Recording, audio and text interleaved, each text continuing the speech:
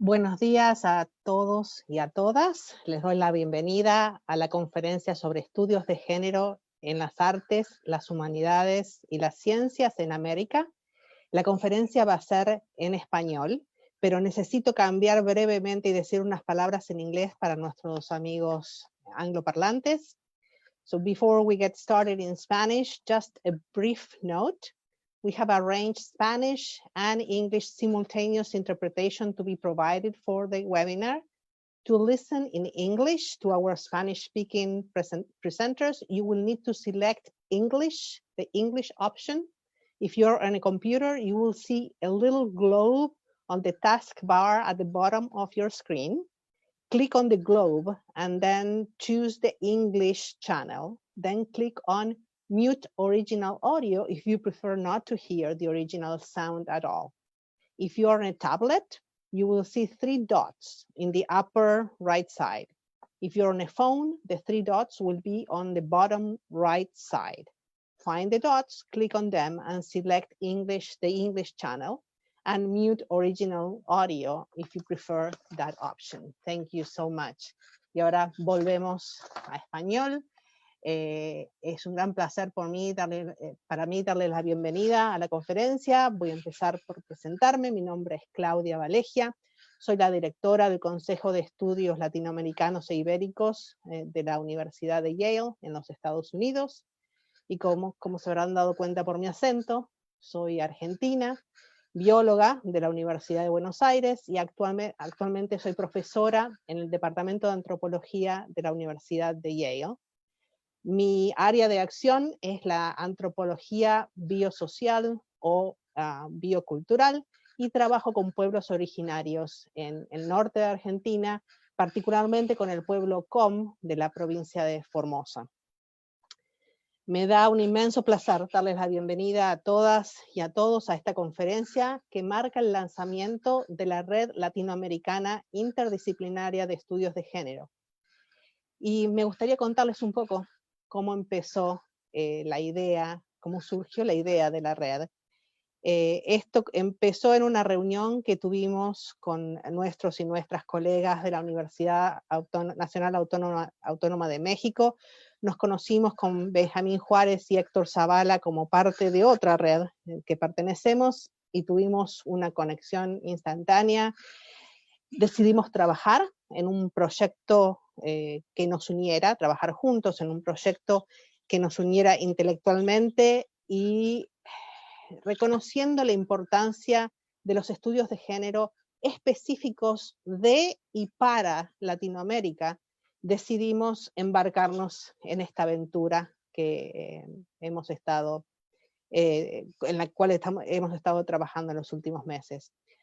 Originalmente pensamos tener solo una serie de eventos, de tertulias, de conversatorios, pero pronto nos dimos cuenta que esto tenía que ir más allá, especialmente en estos tiempos de aislamiento social, de pandemia. Nos interesaba mucho incorporar al diálogo a colegas dispersos y dispersas por el continente americano, colegas que vieran el tema del género desde diferentes ángulos. Queríamos crear un espacio independiente, un espacio gratuito, al que pudieran acceder colegas de diferentes países para hacer escuchar su voz, y particularmente la voz del sur, y eso fue un poco el faro que nos guió para crear esta red.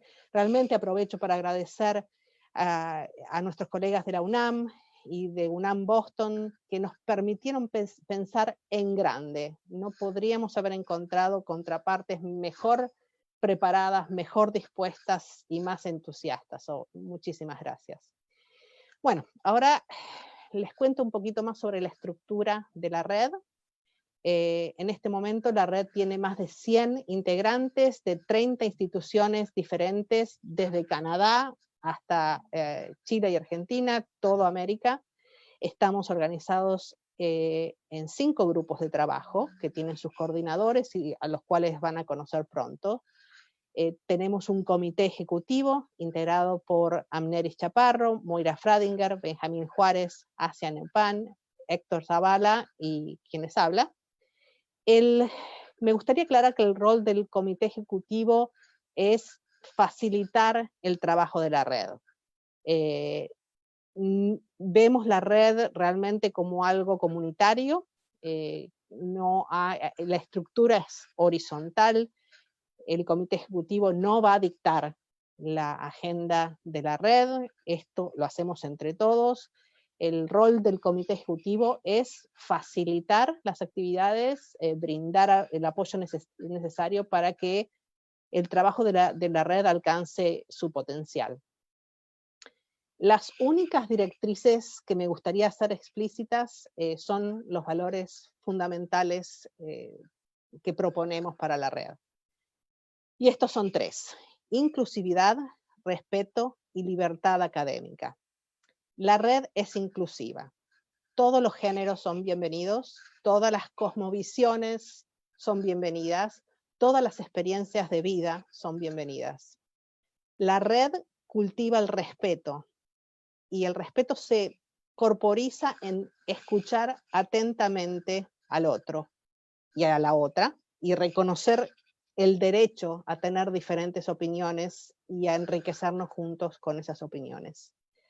La red se basa en la libertad académica, que en cierta manera reúne los principios de inclusividad y respeto que acabo de mencionar, y los aplica a la capacidad de decidir nuestro objeto de estudio y nuestro objeto y sujeto de investigaciones y creaciones sin condicionamientos y sin ataduras. La misión de la red entonces es producir trabajos académicos y culturales con el fin de crear conocimiento y aportar soluciones a temas relacionados con el género desde una variedad de perspectivas representadas por los 5 grupos de trabajo. Quería leer literalmente esto para que no se me escapara ninguna palabra. La idea es que los grupos de trabajo, que originalmente son 5, sean autónomos, dicten su propia agenda, pero a la vez establezcan un diálogo interdisciplinario con los otros grupos. Uno de los integrantes de estos grupos mencionó la imagen de vasos comunicantes, que es lo que nos gustaría crear.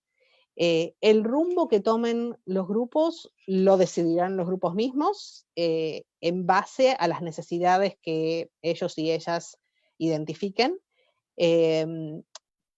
Ideas que se nos ocurren pueden ser un trabajo en colaboración, en conjunto, pueden ser talleres de lectura, pueden ser oportunidades de tutoría, pueden ser que se presenten borradores de trabajo donde los leamos y demos una devolución, en fin, una infinita lista de posibilidades. Algunos de ustedes están pensando, si no son ya parte de la red, ¿cómo nos sumamos a la red? Va a ser muy sencillo, nos envían un correo electrónico con un currículum y sus áreas de trabajo, y nosotros vamos a tratar de identificar cuál es el grupo de trabajo que mejor se ajusta a sus intereses y los vamos a poner en contacto. Entonces, para concluir, me gustaría contarles que nuestro plan es tener una conferencia en persona en México el año que viene en la UNAM, y esperamos que las condiciones epidemiológicas lo permitan. Les agradezco ahora hay 189 participantes, a cada uno de los 189 participantes por ser parte de esta gran aventura que comenzamos. Y antes de presentarles a la moderadora de nuestro estimado panel, quiero recordarles que vamos a tener un receso entre las 13 y las 14:30 hora de aquí, del este de los Estados Unidos, que serían entre las 12 y las 13:30 hora de México. Doy 2 coordenadas para que se ubiquen. Ya sé que hay gente de otros países, pero bueno, esas son para que tomen en cuenta. Después del receso, a las 14:30 hora del este o 13:30 hora de México, Daremos comienzo a la charla magistral de la doctora Ana Buquet. Entonces usen el mismo enlace o vínculo o liga, como lo llamen en sus países, el mismo enlace de Zoom que usaron para ingresar ahora, o si están mirando esto en vivo por Facebook, sigan con el mismo enlace de Facebook. Bueno, ahora sí, con gran placer les presento a la doctora Amneris Chaparro Martínez, quien será la moderadora de nuestro panel sobre la importancia de los estudios de género.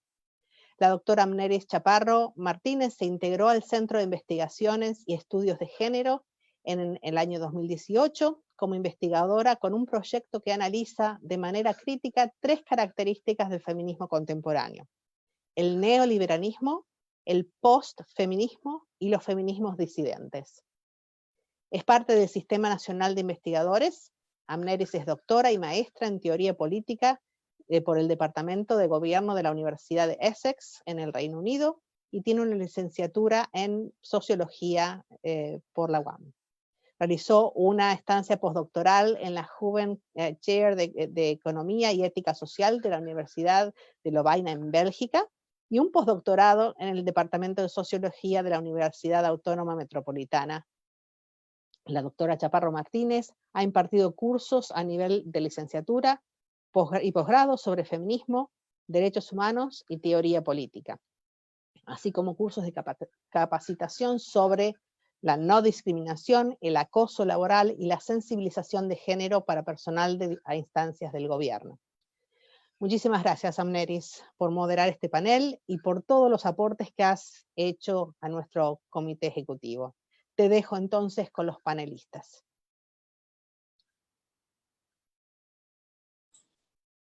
Muchas gracias, Claudia. Es para mí realmente un honor poder estar aquí este día. Lo veíamos muy lejano.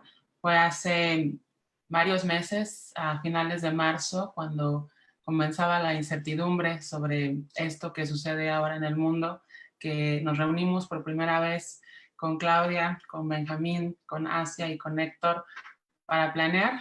Fue un grupo que de inmediato hizo clic y queríamos hacer una conferencia y de eso resultó hacer una red de estudios interdisciplinarios sobre género. Para mí es realmente un honor poder ser parte de este comité ejecutivo y de poder trabajar directamente con gente a quien respeto y admiro muchísimo.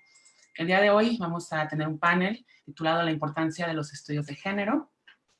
Es difícil pensar en un espacio de la vida social que no esté informado por dinámicas de género, es decir, por relaciones asimétricas, estereotipos, mandatos y prácticas que se develan en forma de desigualdades políticas, sociales y económicas entre varones y mujeres y sujetos feminizados. La de género es una categoría de análisis para entender esas dinámicas y además tiene la cualidad de fungir como una herramienta clave para un número importante de disciplinas que dialogan entre sí. Es para mí un honor moderar este panel en donde distintas voces nos hablarán de eso, de la importancia de los estudios de género. Voy a presentar de manera muy breve a cada uno de los panelistas.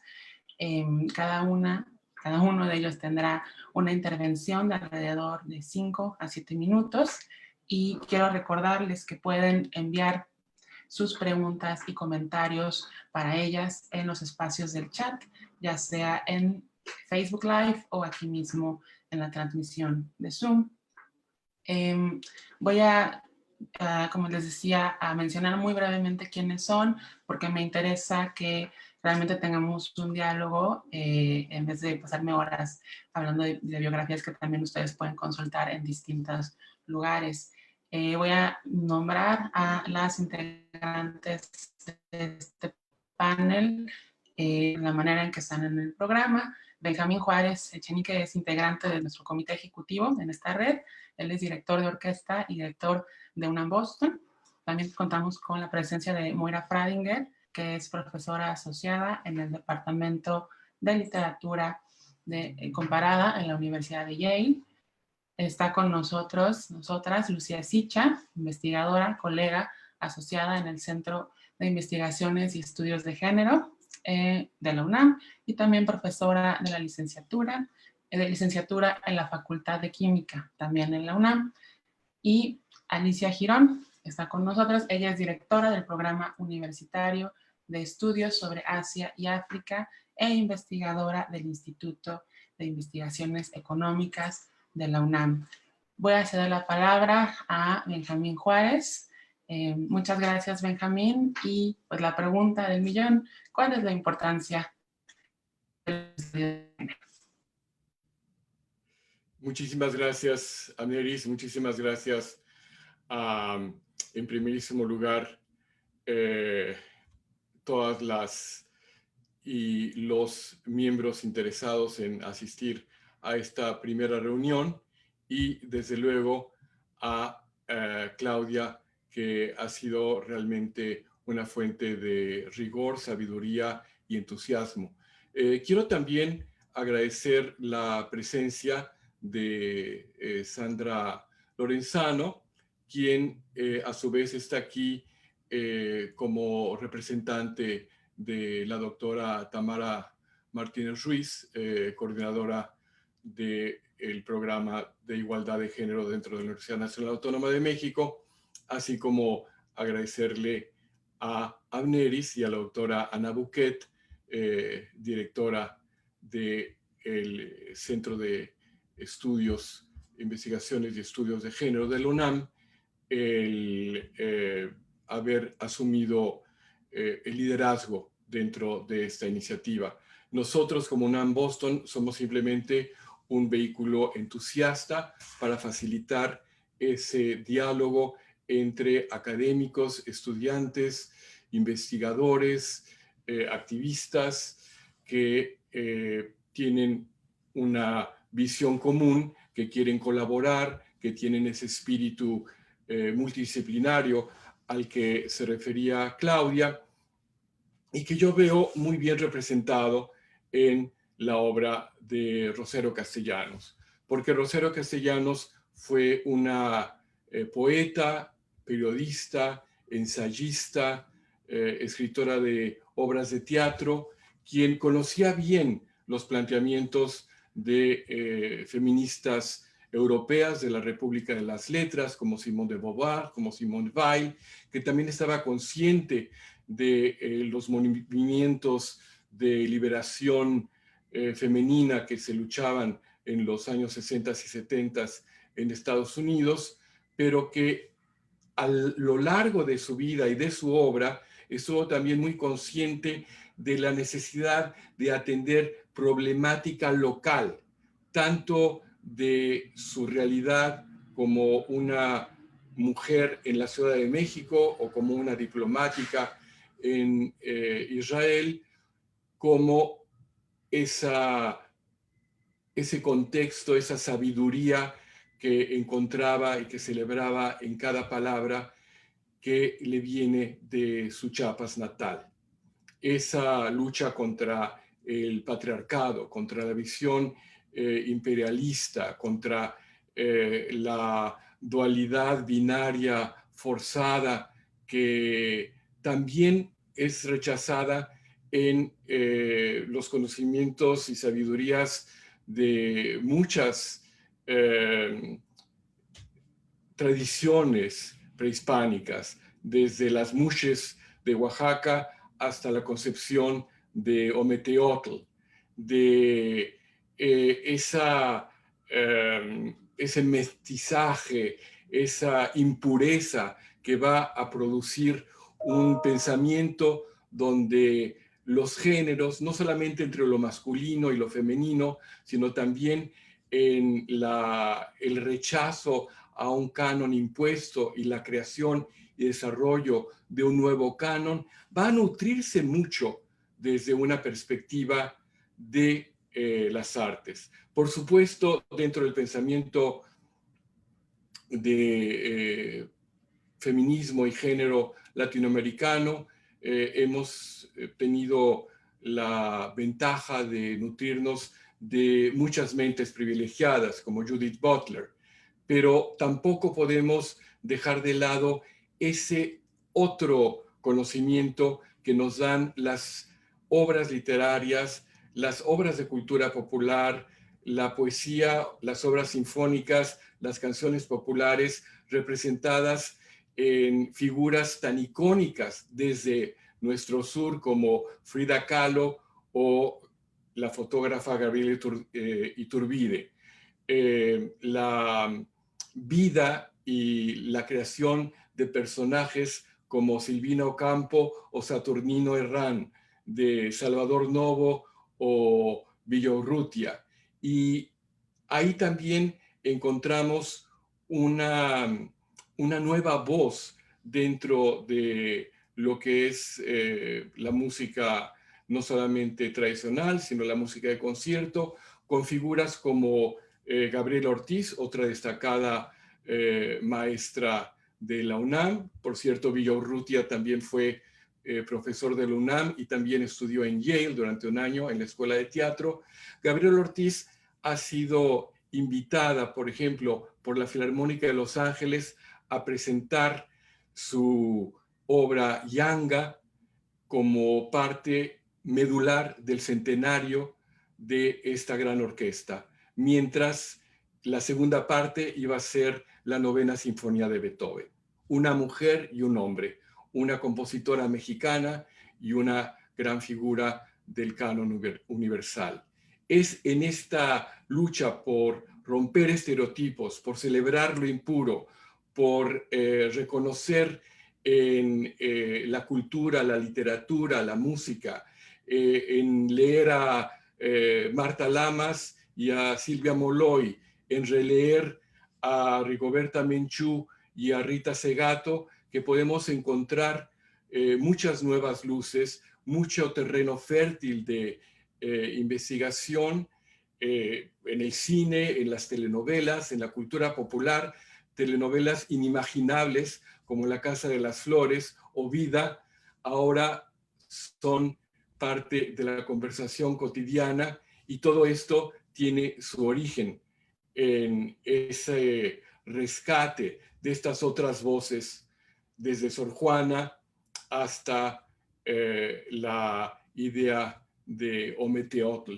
Así es que no es sino con entusiasmo y deseo de aprender de todos ustedes que estoy muy entusiastamente presente y agradecido de esta construcción de una red que va a crear, como decía Claudia, una serie de vasos comunicantes que seguramente abrirán espacio para nuevas colaboraciones, nuevas investigaciones y nuevas luces en lo que es la creación de una sociedad más equitativa, más justa, más igual entre sur y norte, entre lo masculino y lo femenino, rompiendo esos moldes impuestos que no pueden continuar porque de ser así se perpetuaría ese teatro de crueldad que vemos en la frontera de Juárez, que vemos entre personas que tienen otras formas de manifestar su identidad sexual a todo lo largo del continente, y que con este tipo de actividades desde la academia podemos contribuir a la construcción de esta nueva sociedad que todos deseamos. Muchas gracias.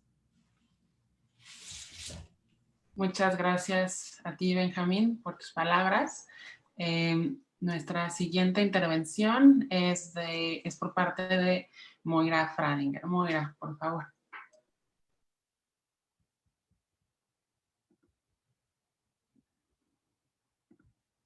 ¿Estoy aquí? Sí. Sí. Es mi primer webinar en mi vida, así que espero, aquí está. Bueno, yo quería principalmente decirle buenos días a toda la gente que nos está escuchando, bienvenida a toda la gente que nos está prestando atención con respecto a poder participar a un evento de nuevas conectividades, un evento que para mí siempre es milagroso en este mundo tan increíblemente fragmentado. Bienvenidos a una nueva red que aspiramos que siga la ruta de las orcas, una expresión que me regaló Ever Osorio, a quien probablemente conocerán más tarde, ruta que va de norte a sur y viceversa, desde Alaska a la Patagonia, o la ruta de las rayas marinas que empieza en el Atlántico brasileño y termina en el Golfo de México. Migraciones a lo largo de toda la cintura cósmica de América, como hubiera cantado Mercedes Sosa. Creo que estoy dando a conocer mi compatriotismo con Claudia Valella aquí. América como nombre utópico dado al continente que habitamos, como dijera el cubano José Martín, nuestra América, como dijera la feminista brasileña Lelia González, nuestra Améfrica ladina, que incluye por supuesto a todos los pueblos de Abya-Yala, que hoy le dan ese nombre al territorio que habitamos en pos de la búsqueda de sus derechos. Y estoy aquí, quisiera profundamente agradecer a Claudia Valella, porque estoy aquí por ella, por mi querida amiga y colega y compatriota, y decirles que para mí es un honor participar de esta nueva red con colegas tan increíblemente maravillosos, tan solidarios, tan agradables, y conocer también cómo funciona cómo poder participar en esta nueva red y testimoniar el nacimiento tan prometedor, como dijo Claudia al principio, de tanta gente que se ha unificado en este momento para empezar la red, me deja con la esperanza de que las conexiones migrantes, los vasos comunicantes, como se dijo, sigan creciendo, viviendo del compartir y no del competir, y con plena conciencia de que las contradicciones y los desafíos que presenta el mundo virtual a la que la situación actual nos obliga, nos pone un esfuerzo en las manos, que es el de buscar maneras de llegar a toda la gente que no llega a la Internet, es decir, la gente que la Internet deja fuera. Hay que inventar nuevos mundos, eso lo sabemos, y eso implica imaginar no solo los lazos sociales, sino también volver a imaginar las redes sociales. ¿Por qué una red para pensar el género? Me dedico a dos preguntas que surgieron como guía de este panel.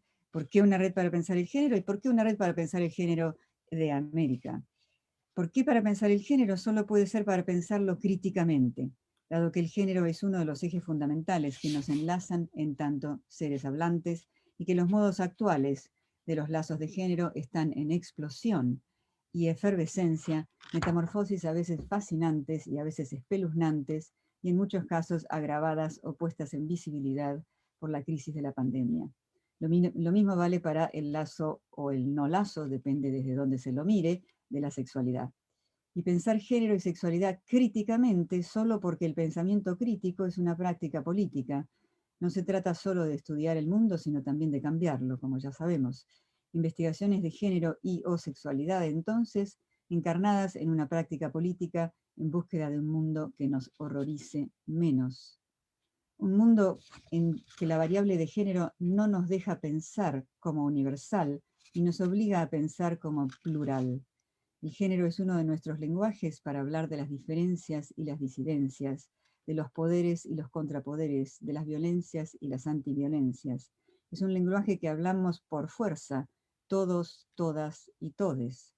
El género es un régimen de diferencias que también es un saber hacer con las diferencias, un saber sobre las diferencias, que no se reducen a ningún número, que no son cuantificables, sino que tenemos que pensar como un poder creativo de mundos alternativos.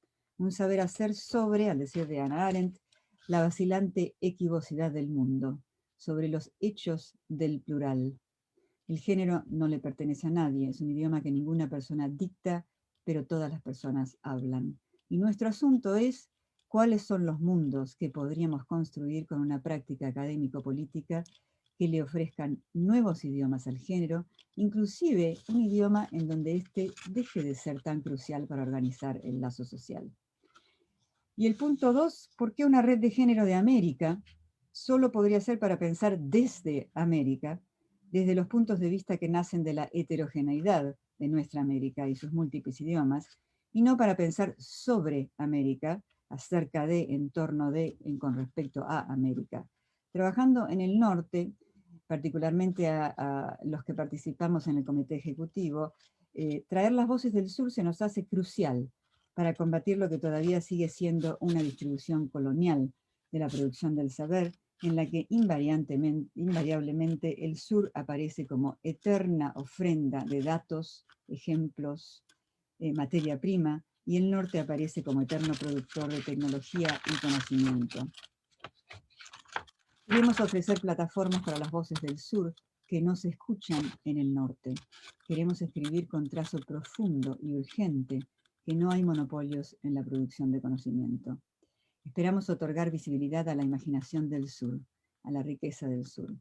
Y por último, quiero llamar la atención sobre el hecho de que aquí en New Haven, desde donde estamos hablando, el lanzamiento de la red sucede el 20 de noviembre, el último día de la Trans Awareness Week, la semana de concientización trans, que también contó con un taller en castellano, liderado por una mujer trans boliviana, Tamara Núñez del Prado, y que el evento sucede también a 4 días del 25 de noviembre, Día Internacional contra la Violencia de Género. Los dos eventos hacen eco de temáticas que hoy absorben grandes movimientos sociales americanos que nos ocupan: la disidencia de identidad de género, la disidencia sexual y la lucha contra la violencia de género. Visibilicemos entonces un espíritu americano en los dos eventos. El 25 de noviembre conmemora a las hermanas Mirabal, asesinadas por Trujillo en la República Dominicana en 1960. Hoy en día los movimientos contra la violencia que vienen desde el sur, desde la Argentina, desde México, desde Chile con las tesis, son los que más rápidamente cruzan las fronteras. Y, tal como mencionó Núñez del Prado en New Haven, en cuestión de despatologización de la disidencia de género, son países latinoamericanos, Uruguay, Argentina, Bolivia, los que han liderado la lucha planetaria en la última década. Nos hace falta mucha red para visibilizar el volcán creativo que viene avanzando desde el sur. Gracias. Muchísimas gracias, Moira, por preparar unas palabras tan sentidas, tan importantes sobre qué es el conocimiento que se hace desde el sur.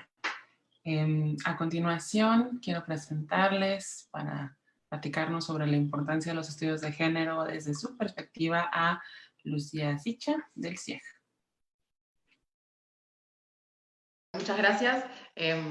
Traté de poner el fondo. Pero acaba tu video, Lucía, por favor. Ahí estás, ya. ¿Sí? Sí, ahí está. ¿Se me escucha? Sí. Perdón, traté de poner el fondo a tono con el mapa, que Amneris me hizo un tutorial personal, pero fracasé. Bueno, muchas gracias ante todo por la invitación. Estoy muy entusiasmada por el lanzamiento de esta red y por ser parte de ella. Agradezco también a mis compañeros y compañeros del panel. Es difícil hablar después de tantas palabras bellas y bastante descriptivas de lo que significa o la importancia que implican los estudios de género. Quizás podría aportar desde mi perspectiva qué significan los estudios de género en un sentido que no solamente tiene que ver con las relaciones sociales, tanto grupos y dinámicas de grupo, sino también con nuestra propia forma de ver el mundo. Entonces, voy a ser breve, pero sí me gustaría precisar que los estudios de género nos han mostrado que nunca fuimos neutrales, que nunca fuimos objetivas y que nunca fuimos naturales.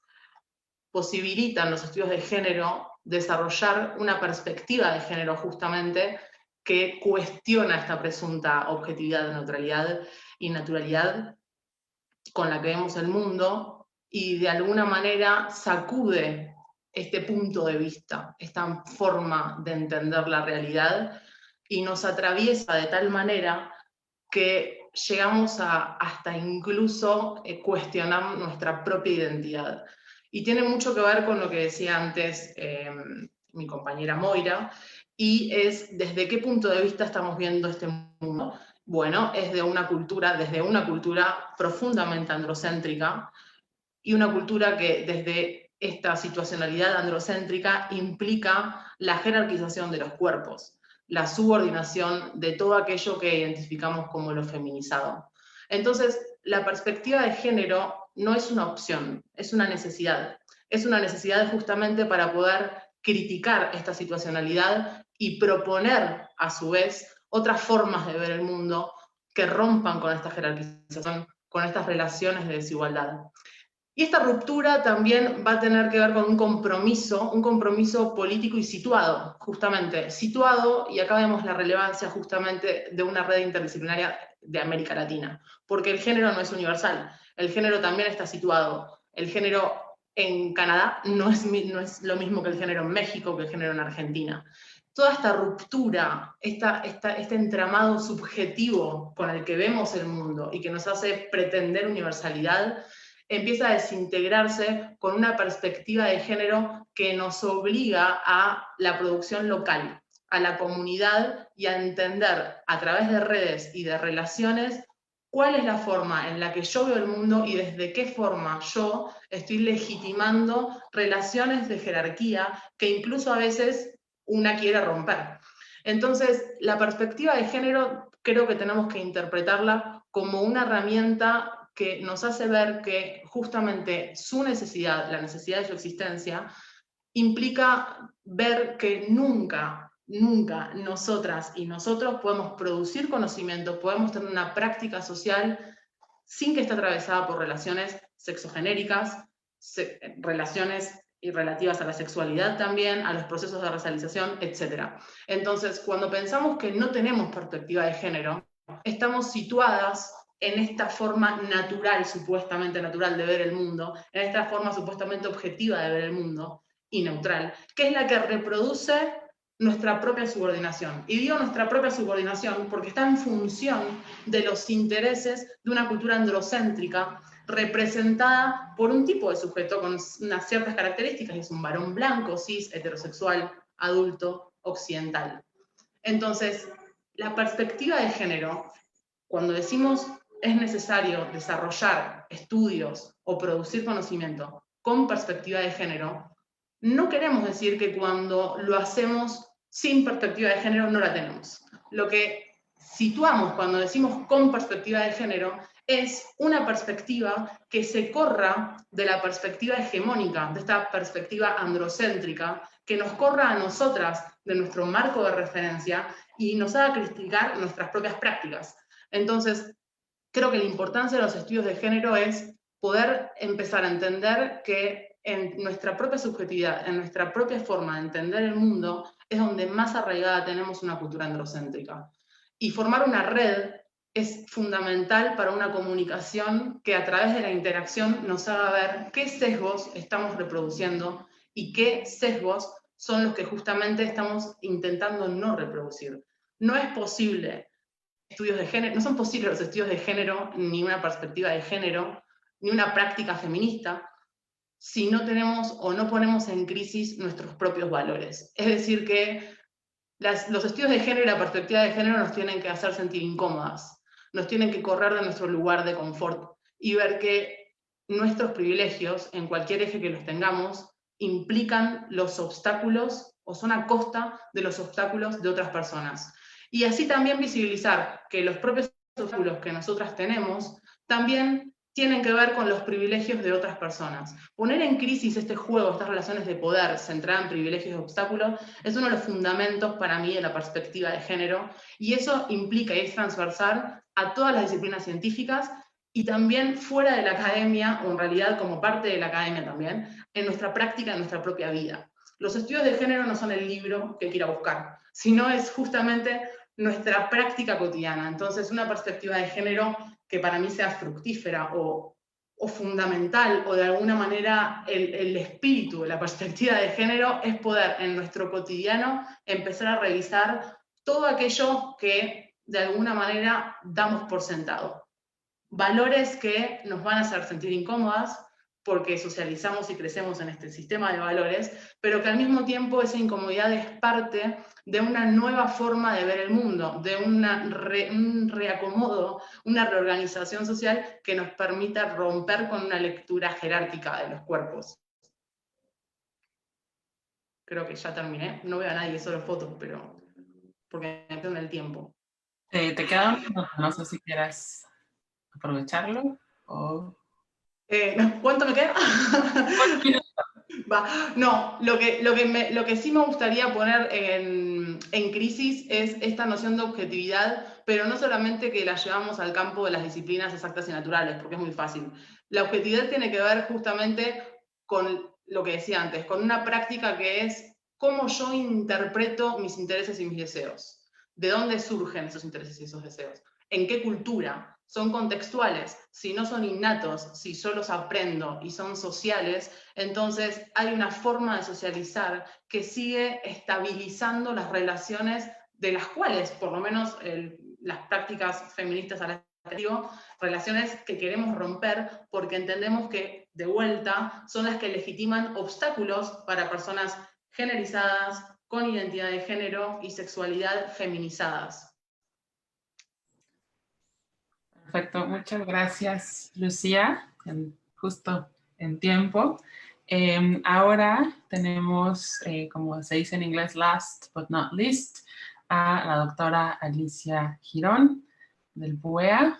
Alicia, bienvenida y muchas gracias.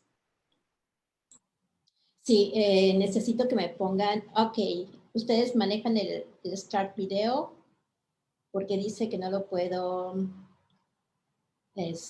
compartir. Creo que no me ven todavía. Ya se está compartiendo. Ah, bueno, muy bien. Bueno, es un gusto, realmente me siento muy halagada y muy comprometida con esta red y agradezco muchísimo la invitación del comité ejecutivo, a Claudia, a Benjamín, a Héctor, a Meneris, a Asia, que ha sido quien nos ha estado contactando todos los días. Y bueno, después de haber oído las palabras de Moira, pues todo lo que ha dicho en relación pues al pensamiento latinoamericano, me siento como latinoamericana, que la sangre corre sobre mis venas, porque realmente es muy emocionante estar aquí con ustedes. Bien, yo voy quisiera en la siguiente lámina, lo que yo estoy haciendo, yo voy a hablar como economista y como economista feminista, y una de las cosas por las que voy a empezar es por los mitos de la economía. Cuando nosotros iniciamos los estudios de introducción a la economía, durante los primeros días que entra uno a una escuela de economía o a un curso de economía, nos enseñan que los recursos son escasos. Y la otra metáfora un poco, bueno, expresada en los... y por eso le dieron el premio Nobel a Milton Friedman, es que el dinero cae desde el helicóptero y por el otro lado la economía únicamente ve el trabajo remunerado. O sea, pongo en el centro de esta discusión sobre género estos tres mitos de la economía porque realmente es una apreciación muy falsa y de allí es, ¿verdad?, que una de las grandes aportaciones de la economía feminista es que los recursos pues no son escasos, definitivamente no son escasos, y además el dinero lo tenemos que ver como una criatura del Estado, es decir, que el Estado es el que crea el dinero a partir principalmente de su Banco Central. Y algo que es la aportación es el trabajo no remunerado, o sea, la economía, por lo mismo de que es una ciencia que solamente se basa en lo monetario, pues no ve el trabajo no remunerado. En la siguiente lámina, lo que vemos es que la economía feminista se centra principalmente en la economía de la vida, y esto es muy importante, sobre todo en esta pandemia que estamos viviendo y que muchos de nuestros países, e incluso los propios países aparentemente desarrollados, han estado jugando entre la economía de la vida, ¿verdad?, y el seguir el proceso económico de la producción. Entonces, no importa, dentro de estos mitos de la economía, el mito de la ciencia económica es que no importa la economía de la vida. Y entonces, de allí la importancia de la aportación de la economía feminista es precisamente la economía del cuidado y, por lo tanto, lo que viene a ser producción social. En la siguiente lámina, la reproducción social, o sea, ¿cómo la entendemos? Bueno, es muy fácil verlo porque es algo del día a día. Por ejemplo, se ve, o sea, desde el ámbito de la economía feminista, el concepto de reproducción social definen 3 aspectos. Uno es la reproducción biológica, lo cual es los niños realmente nacen en el seno de la mujer, pero al mismo tiempo ese producto, estoy hablando en términos totalmente de economista, ese producto es la reproducción de la fuerza de trabajo. Y así es como tenemos que verlo. Y por lo tanto, esa reproducción de la fuerza de trabajo es una obligación del Estado, es una obligación del Estado nacional. ¿Y qué es lo que pasa? Y por ahí en esta definición hay algo que nos queda un poquito suelto, que es lo que tenemos que profundizar. Que la reproducción social sostiene un sistema social donde continuamente va reproduciendo relaciones políticas, jurídicas e ideológicas que crean las condiciones en las que las relaciones económicas de producción pueden operar. En la siguiente lámina, lo que vemos, por tanto, es que en la reproducción social hay algo más que se cruza y que el género es el que cruza, o sea, clase social, etnia, raza y principalmente el espacio económico donde la fuerza de trabajo se inserta al mercado laboral. Esto es muy importante porque las condiciones de reproducción social han llevado a las mujeres y estamos insertas en un mercado laboral con ciertas especificidades donde de alguna manera se denotan las inequidades en las cuales es muy importante tener la perspectiva de género. En la siguiente lámina quiero poner esto muy enfáticamente porque realmente es el Estado es el que define las políticas públicas para poder lograr una mejor equidad y disminuir las inequidades de género que hay en todas las sociedades. Y no solamente desde Alaska hasta la Patagonia, sino también las inequidades que hay, ¿verdad? En Asia, en África, en la propia Europa. Y por eso es que es muy importante decir que el dinero, que es el que emite el Banco Central, es una criatura del Estado, porque es el que define principalmente el gasto público a través de políticas públicas y por lo tanto hay una relación entre lo que, si hablamos de nuestro país, hay una relación estrecha entre lo que viene a ser lo que pasa fuera de nuestro país, fuera de un espacio económico, político y social, que son las relaciones de la macroeconomía y que por supuesto impactan directamente en lo que vienen a ser la unidad familiar. En la siguiente lámina lo que vamos a ver es cómo todas las políticas de austeridad y las crisis han puesto en juego lo que viene a ser la reproducción. Son precisamente estas políticas de estabilización que en América Latina tuvieron un eco y hasta el día de hoy, no importa que sean gobiernos de izquierda, de derecha, populistas, no populistas, las políticas de austeridad han hecho un daño enorme y en la siguiente lo vemos, un daño enorme en cuanto a los derechos de las mujeres y de los hombres a través de las políticas públicas. ¿Y cuáles son esas políticas públicas? Son principalmente el gasto público en la definición de cómo arreglamos, o sea, ese gasto público que se va a educación y que definitivamente el restringir la educación definitivamente nos crea un problema porque esto también se va a ver reflejado en la disminución en salud y por lo tanto hay menos oportunidades para los hombres y las mujeres, pero sobre todo para las mujeres por las inequidades de género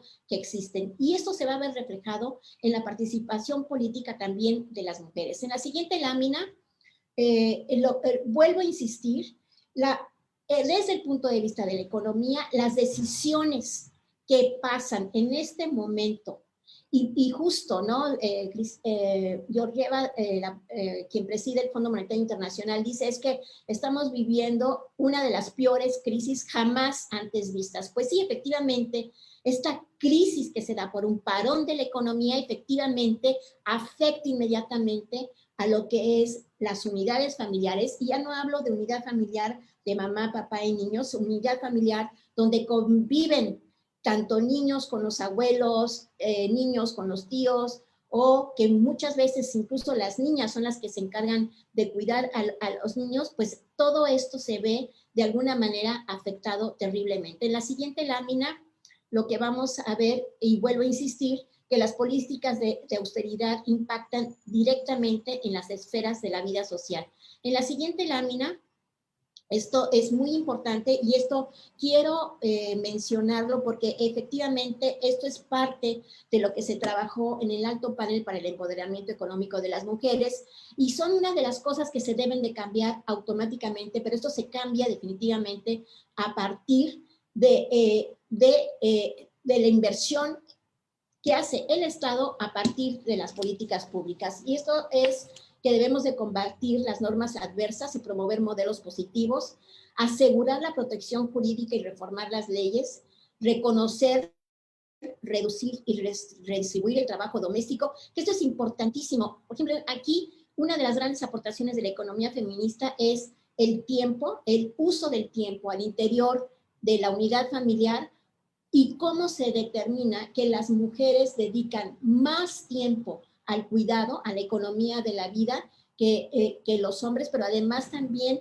esto, porque cuando hay políticas de austeridad, nosotros nos preguntamos, bueno, ¿y por qué no hay guarderías? ¿Por qué no hay mayor oferta para que los niños vayan desde pequeños a un cuidado? ¿O por qué no hay un cuidado para los adultos mayores o para quienes están enfermos? Y esto definitivamente, si no lo hay en nuestros países, es porque gran parte de las políticas públicas se encabezan a otros intereses que no son los de la economía de la vida. Entonces, sí tenemos que cambiar la cultura y las prácticas también empresariales. Aquí es muy importante ver la inequidad de las mujeres en puestos directivos y por el otro lado, pues garantizar sobre todo el empleo. Una de las funciones principales de todo Estado es la creación de empleo y por supuesto que la creación de empleo no solamente es el sector público, sino que la inversión pública dispara principalmente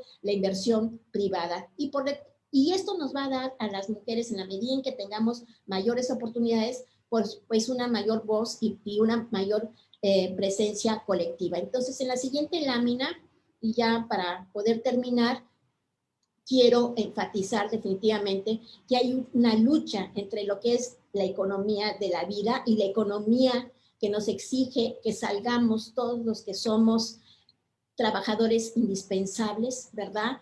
A salir, a seguir trabajando, a seguir con el proceso de reproducción productiva, pero de allí, ¿verdad?, que queda el juego y nos afecta muchísimo a la economía social. Por el otro lado, la economía del cuidado y las políticas macroeconómicas están realmente en un choque constante y algo que me parece fundamental y que la CEPAL ha enfatizado muchísimo es el ingreso básico universal, sobre todo para las mujeres que no tienen derecho a una pensión, que no tienen derecho a la salud y que lamentablemente han estado en el cuidado, pues precisamente de la fuerza de trabajo de un país y todas tienen derecho. Y como le decía en algún momento Alicia Bárcenas en una plática, es que a su tiempo libre, o sea, tienen derecho a que también tengan mejores oportunidades, ya sea a volverse a regresar a la escuela, a mejorar su salud, etcétera. Yo con esto creo ya estoy terminando.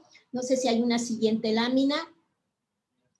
Sí, bueno, aquí están las políticas públicas y los derechos económicos, que también son muy importantes. En la siguiente lámina, esto, por supuesto, que si bien el punto 5, que es equidad de género y que está dentro de los 17 objetivos del desarrollo sostenible, pues el 5 va para educación, para salud, para infraestructura, para el acceso al agua, para el acceso a energía no renovable y que de alguna manera tiene que ver con todos los siguientes y que desde mi opinión es un objetivo de desarrollo sostenible muy importante y que debe de estar relacionado sobre todo para las políticas públicas. En la siguiente lámina, bueno, yo concluiría de que no hay, ¿verdad?, que es muy importante para que las mujeres podamos insertarnos en una mejor sociedad, pues la economía púrpura, la economía verde y el empleo. Y que esto definitivamente requiere de cambios de políticas macroeconómicas, dejar afuera la palabra de austeridad y propiciar el crecimiento y el empleo para que el género, ¿verdad? Todas las inequidades que vemos, sobre todo en todos los informes últimos desde que aparece la Agenda de Desarrollo 2030, en todos los informes del Fondo Monetario Internacional, de McKinsey, del Banco Interamericano del Desarrollo, del Foro Económico Davos, pues vemos cómo están reflejadas las inequidades. Y me parece que no sé si hay otra más. Y bueno, pues nadie se queda atrás, es el lema, ¿verdad?, de los Objetivos del Desarrollo Sostenible. Yo con esto terminaría y dejaríamos de pasar el PowerPoint. Y pues sí me gustaría mencionar, ¿verdad? Creo que no me deja compartir la pantalla. No sé por qué, pero bueno, sí. You can't start your video because the host has to stop it. Ok. Bueno, pues por mí serían todas las palabras. Muchas gracias. Gracias, Alicia. Les pido a todas las panelistas que enciendan su video. Vamos a pasar a la sesión de preguntas y respuestas. Tenemos, por un lado, algunos comentarios en las redes sociales que voy a leer para que también ustedes los conozcan. Marta Lidia Hu nos saluda desde Guatemala. Mundo Mujer nos habla de las diferentes expresiones feministas en las artes y en los demás ámbitos de la vida diaria, son indispensables para avanzar en el camino hacia la igualdad real. Fabiola Teresa dice que está muy de acuerdo con las palabras expresadas por Moira, felicitaciones para ella. Claudia Bacci también dice que es un gusto escuchar a Moira y que felicidades a todas y todos por esta iniciativa. Teresita Rojas Juárez dice que enriquecedor escuchar la aportación de Moira. La perspectiva de género en muchos casos ha sido secuestrada por el sistema neoliberal que nos vuelve a remitir al sistema patriarcal. Fabiola Teresa Vargas nuevamente dice que está de acuerdo con lo que expresó Lucía Sicha, es que es necesario nombrar, siempre acompañando del análisis sociocultural de sexo género. También dicen que excelente la participación de Lucía. Marilu Princesa Aguirre nos saluda, es que muchas gracias a Aisha y al equipo de Yale University y al CIEG y a la UNAM. Nayana Guerrero, muchas felicidades a todas y todos por esta gran red incluyente para la generación e intercambio de conocimiento. Erendira Sánchez dice qué privilegio escuchar a la doctora Girón. Tenemos dos preguntas. La primera, por parte de Erendira Sánchez. ¿Cuál sería el hilo conductor de los estudios de género independientemente de la región del mundo? No sé si hay alguna de ustedes que quiera contestar esta pregunta. ¿Puedo? Sí, Lucía. A mí me parece justamente que el hilo conductor es que estamos en una sociedad, en sociedades donde no podemos no estar generizadas. O sea, parte de nuestra identidad pasa por los procesos de generización. Entonces, poner en crisis qué están legitimando las formas de relacionarnos de esta manera tiene que ver con una comunicación global.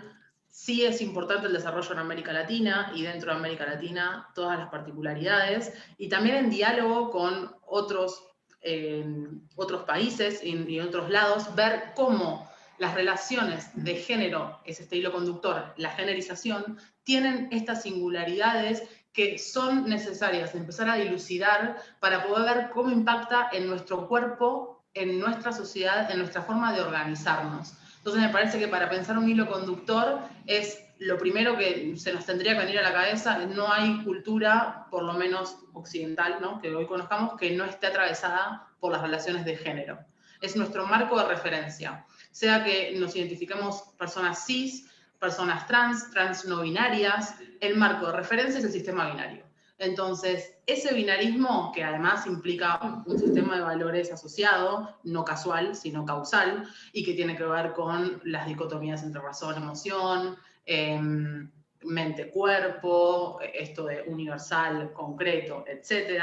Todo este sistema tiene un impacto relativo a nuestra subjetividad y también en nuestra forma de dimensionar otros procesos identitarios, como son los de racialización, los etarios, por ejemplo. Entonces hay que pensar el hilo conductor, me parece, de esa manera.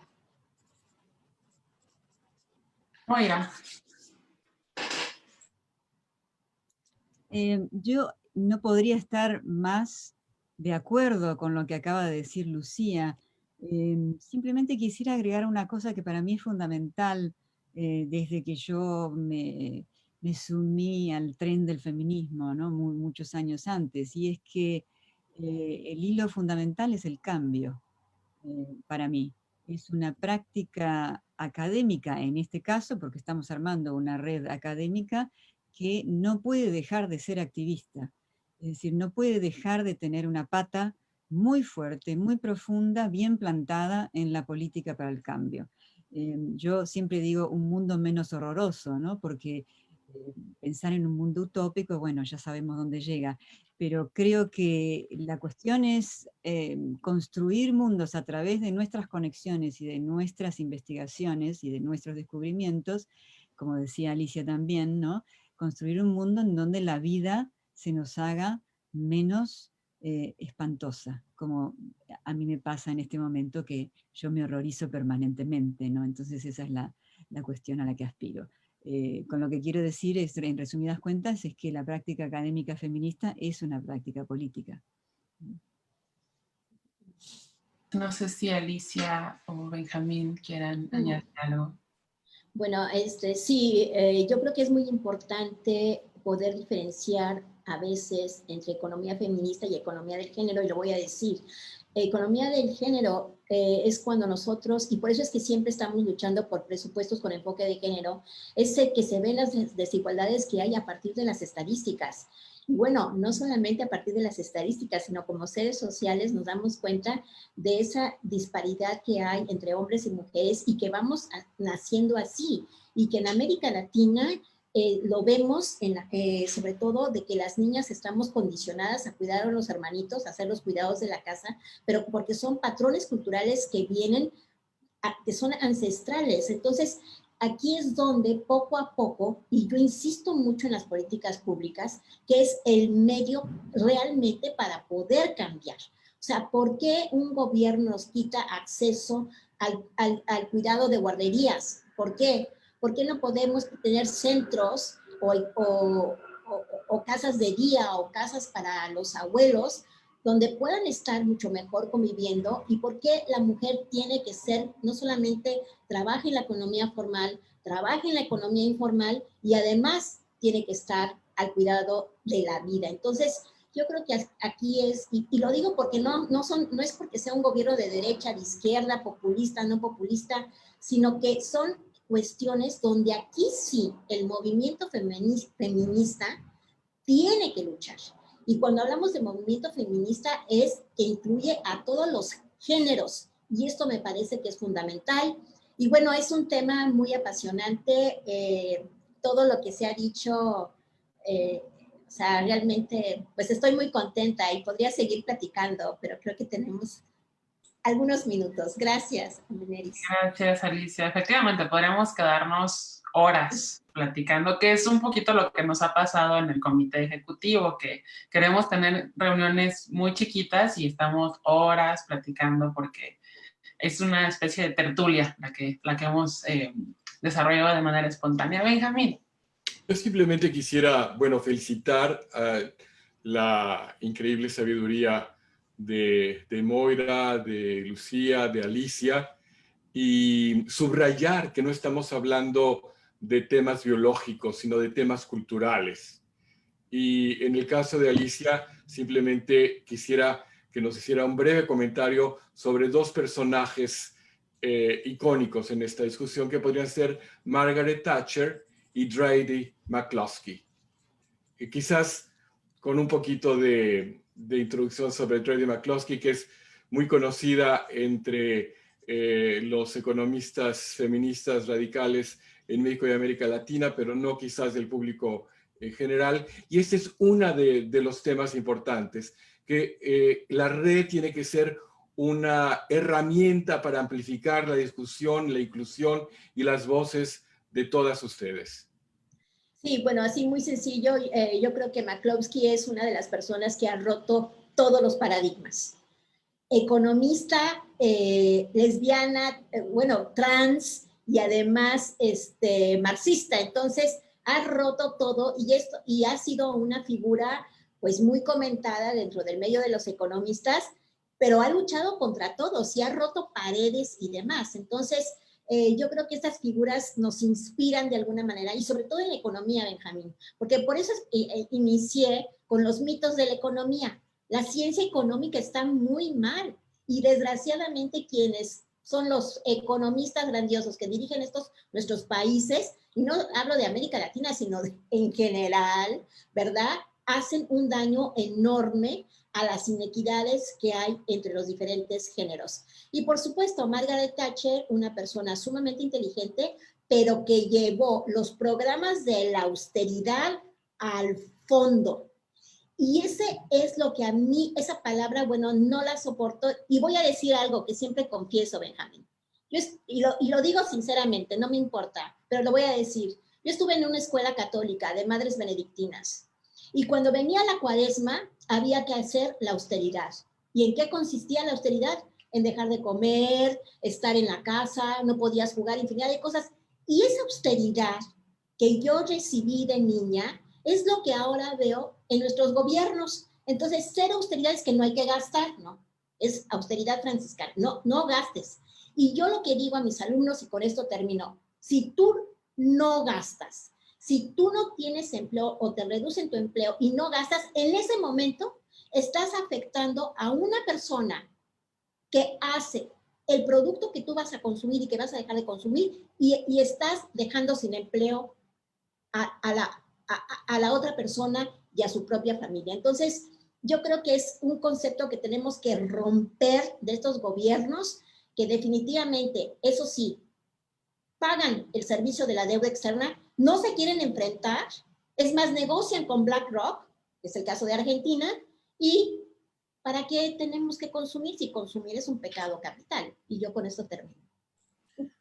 Muchas gracias. Tenemos ya nada más 8 minutitos y hay algunas preguntas, entonces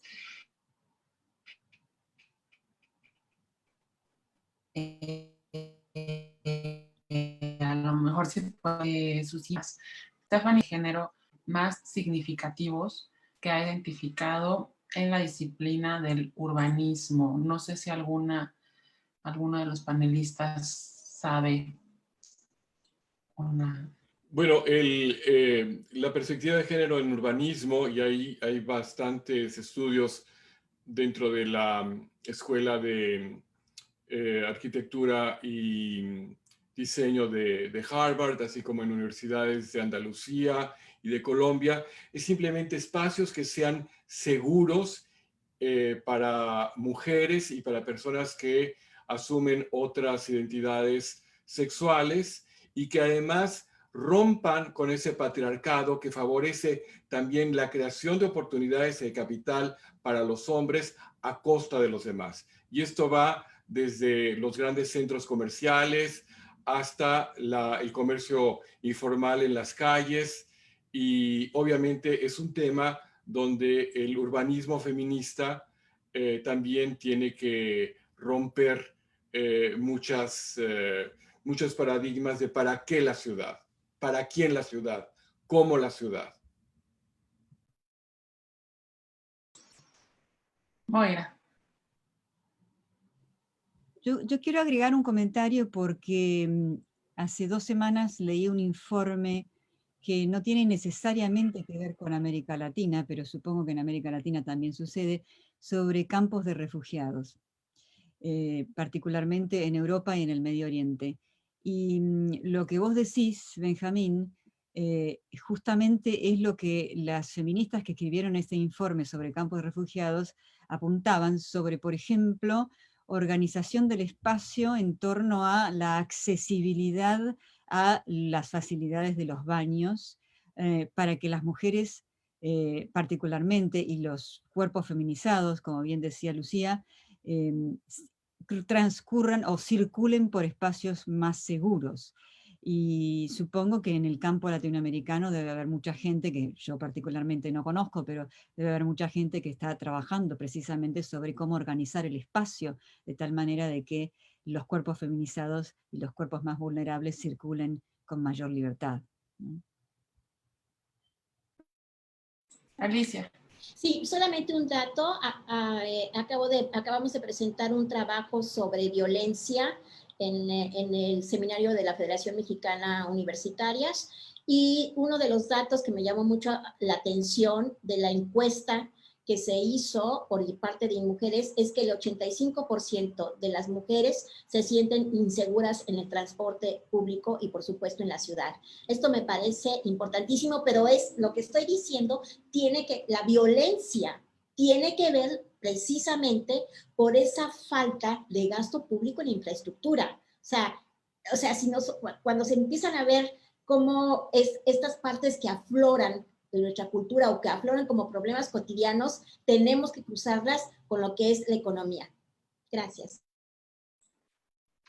Gracias. Bueno, aquí vemos eso justo, y hay una de las preguntas que tiene que ver con cuál debe ser, digamos, la incidencia entre el papel del Estado y el papel de la sociedad civil para lograr estas transformaciones que son, digamos, el motor ético de los estudios de género, ¿no? Ahí creo que esa también es una pregunta que nos lleva a pensar incluso en cuestiones de corte más normativo sobre cuál debería ser el papel de los estados, qué tanto poder deben tener, y sobre todo pensando en la entrada de las feministas a los gobiernos y a los estados, ¿no? También creo que ahí hay muchas ramificaciones de la discusión que podemos tener al respecto. Una pregunta que viene de Liliana Cruz, y es sobre la intervención de Alicia. ¿A qué se refiere la economía púrpura y la economía verde? Que pues tiene que ver con estos colores simbólicos del feminismo. Alicia, por favor.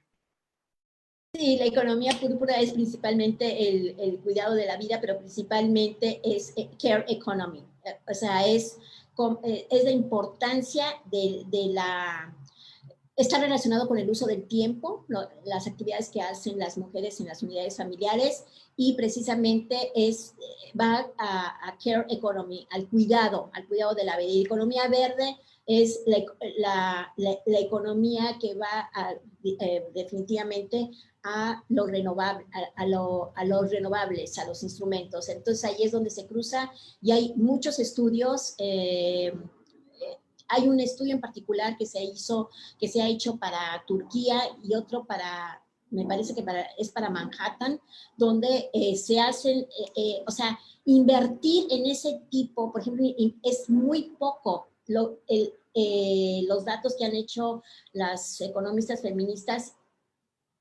Invertir tanto en economía púrpura como en economía verde te crea empleo y te ayuda a un mayor beneficio social. Voy a tratar de buscar para podérselos enviar a ustedes.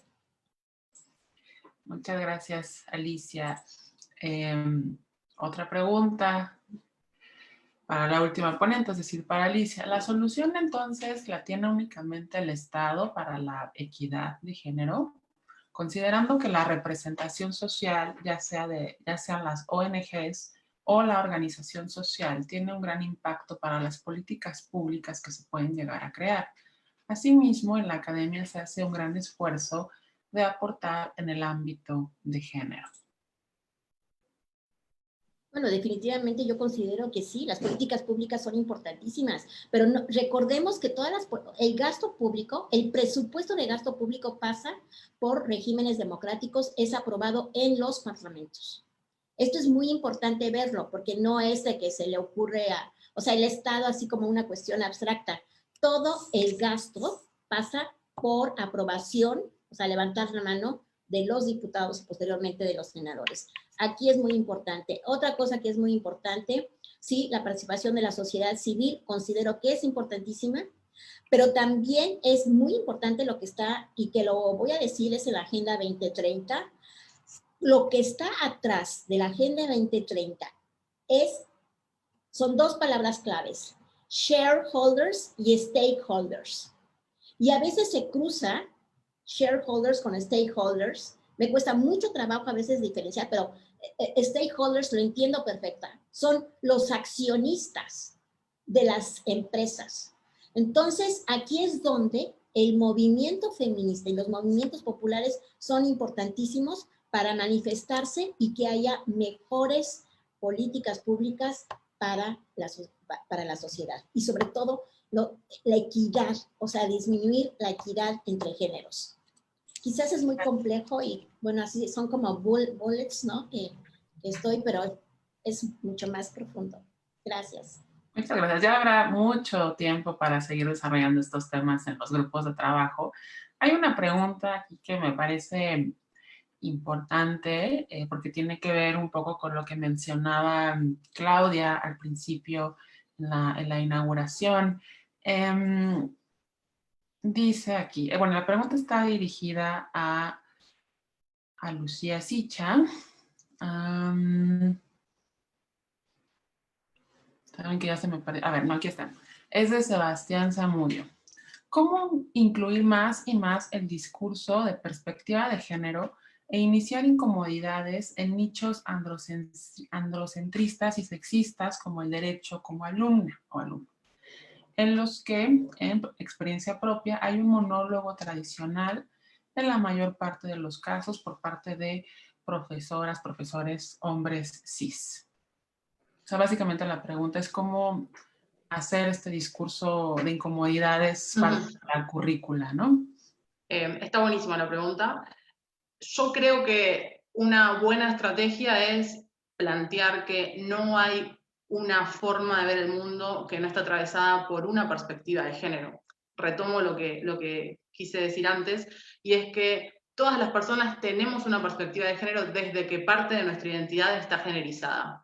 Cuando hablamos de aplicar una perspectiva de género, es una perspectiva de género que estamos desarrollando desde prácticas feministas y que es cuestionar la naturalizada, esa perspectiva de género hegemónica que es la androcéntrica. Entonces, me parece que por eso una buena estrategia es rebatir esta noción de objetividad y neutralidad, porque siempre, por lo menos a mí me pasa mucho en espacios cuando voy a hablar en ámbitos de exactas y naturales, y hago epistemología feminista, tengo que básicamente entrar pidiendo perdón, porque parece que soy la fanática, que soy una negacionista de la realidad y que la ley de la gravedad es machista. O sea, ese es el imaginario que no es casual, sino que es un imaginario androcéntrico y en realidad dogmático y poco crítico, porque justamente la epistemología feminista es una crítica al dogmatismo y al fanatismo que reproduce y sigue estabilizando estas relaciones de poder, jerarquizadas en torno al género, pero no solo, como hablaban nuestras compañeras antes, también respecto a los procesos de racialización. Entonces, justamente hay que criticar ese supuesto de objetividad y analizarlo desde una manera donde se planteen las contradicciones de esa forma de producir conocimiento, porque no hay más contradicciones que en áreas como las matemáticas, las ingenierías y las físicas, y sobre todo la biomedicina que implica el cuerpo, ¿no? Pero eso, donde ahí aparece lo más abstracto, lo más ajeno a lo social, es donde más tenemos que poner el ojo, porque de vuelta también la dicotomía entre las exactas y naturales y las sociales y humanidades es justamente una dicotomía también androcéntrica. Y lo digo porque probablemente la autoridad epistémica siempre habla desde la trascendencia, ¿no? Desde un ente por fuera de lo social. Ahora, la pregunta que nos tenemos que hacer, ¿existe algún tipo de disciplina de campo de producción de conocimiento que no sea social y humano? O sea, ese es el punto. No existe una forma que no sea social y humana. Eso es transversal.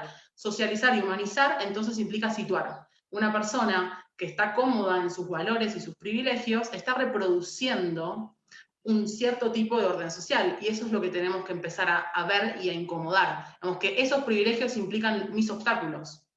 Entonces, problematizar la situacionalidad de la producción de conocimiento es fundamental para empezar a quebrantar estas comodidades.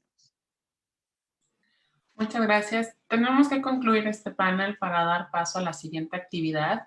Antes de despedirnos, me gustaría pedirle a cada una y a cada uno de los participantes que en un minuto nos dijeran a manera de conclusión un resumen de por qué son importantes los estudios de género y su carácter interdisciplinar. Comenzamos contigo, Benjamín. Muchas gracias. Pues queda clara el entusiasmo, la diversidad de ideas, de recursos, y por eso se vuelve indispensable para cualquier discusión de cualquier tipo de actividad del conocimiento, el tener una perspectiva de género que nos permita como limpiar nuestra lente, de complejizar todo lo que queremos conocer, y esto no solamente entre lo masculino y lo femenino, sino también como ha escrito Marta Lamas, en cómo tratamos el canon de la cultura, de la literatura, de la música, del cine, rompiendo esa preconcepción del género, porque de alguna manera esa herencia colonialista nos ha puesto en una posición en la que siempre va a perder una propuesta desde el sur. Y si rompemos ese canon para crear otros cánones alternativos, sin dejar de estudiarlo, por supuesto, entonces vamos a tener una perspectiva que va a empoderar a todas las mujeres y a todos los seres humanos del sur para llegar a donde queremos llegar, a donde podemos llegar, a donde debemos llegar. Gracias, Benjamín. Moira, por favor. Voy a ser muy breve. Creo que todos, todas y todos los que estamos involucrados en este tipo de trabajo partimos de una base de inconformidad con la manera en que los lazos sociales en este momento organizan nuestras sociedades. Creo que estar aquí es estar por el cambio, por los cambios en plurales. Concuerdo plenamente con Alicia, con Lucía y con Benjamín, con todo lo que han dicho, y creo que tenemos que asumir nuestra postura fundamental, que es la de la inconformidad con el sistema en el cual vivimos. Gracias. Lucía. Voy a tomar el cierre con una pregunta que vi que me parece importante, y es de Miguel, y pregunta la posición de la red en relación con los feminismos trans excluyentes. No voy a hablar en nombre de la red, aunque Claudia al comienzo creo que fue bastante explícita cuando habló de la inclusión, pero sí un posicionamiento que tiene que ver con cómo yo entiendo la perspectiva de género y el feminismo al que describo. Iba en línea con lo que decían mis compañeras Alicia, Moira y Benjamín antes, y tiene que ver con la ampliación de derechos. Una ampliación de derechos que no implica no criticar quienes definen los derechos y quienes definen quiénes somos personas y quiénes no somos personas, o quienes tienen más derechos que otras. Entonces creo que lo fundamental y que es transversal en los estudios de género, la perspectiva de género y la práctica feminista, de vuelta por lo menos a la que describo, es una reestructura social que diluya y que rompa con la jerarquización de los cuerpos. No hay jerarquización en la cual la práctica feminista a la que describo quiera o esté cómoda, ¿no? Entonces, este inconformismo tiene que ver con eso, y eso implica también no subjerarquizar los cuerpos. No hay una graduación de quienes valen más o menos, es una ruptura. Hay una ruptura que supuestamente va a implicar romper con vínculos causales entre anatomías y expresiones, identidades y roles de género. Muchas gracias, Lucía. Alicia, por favor. Bueno, en primer lugar, celebro hoy, 20 de noviembre, que iniciemos esta red, porque justo hoy es el Día de la Revolución Mexicana, una de las principales revoluciones del siglo XX, junto con la revolución que después creó la Unión Soviética. Bien, bueno, efectivamente, yo creo que es muy importante cruzar dos conceptos, feminismo y género, porque género representa las inequidades en las cuales constantemente vivimos, pero también los patrones que de alguna manera hemos heredado y que por ahí nos acercamos a lo que es el feminismo, romper con esos patrones culturales. Y aquí es donde me interesa muchísimo enfatizar que el género, la economía y la cultura son una relación de causalidad y hay que seguir profundizando en estos sujetos para poder lograr un mundo mejor y una economía de la vida. Muchísimas gracias. Muchas gracias, Benjamín, Moira, Lucía, Alicia, a todas las personas que están en la sesión de Zoom y en las redes sociales. A continuación, vamos a tener una actividad de actualizaciones de los grupos de trabajo. Hay 5 áreas a las que las y los integrantes de la red están adscritas y adscritos, y vamos a escuchar qué está pasando en cada uno de estos grupos.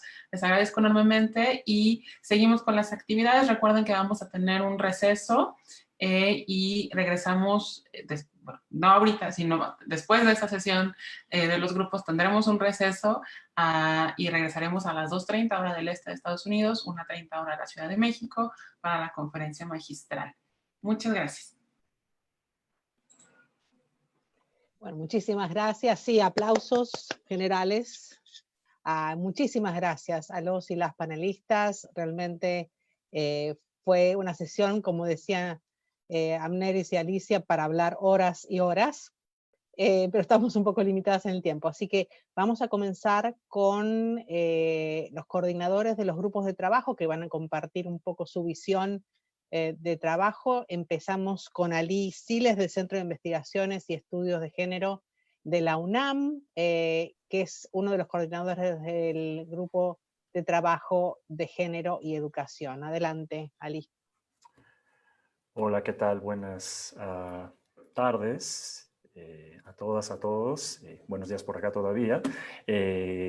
Bueno, primero que cualquier otra cosa me gustaría mencionar, como decía Claudia, yo estoy co-coordinando el grupo Género y Educación junto con Consuelo Dinamarca, que de hecho estaba programada para estar en esta reunión, pero desafortunadamente tiene algunos problemas de salud y por eso quisiera aprovechar para mencionarlo, mandarle un abrazo y esperar que se recupere lo más pronto posible.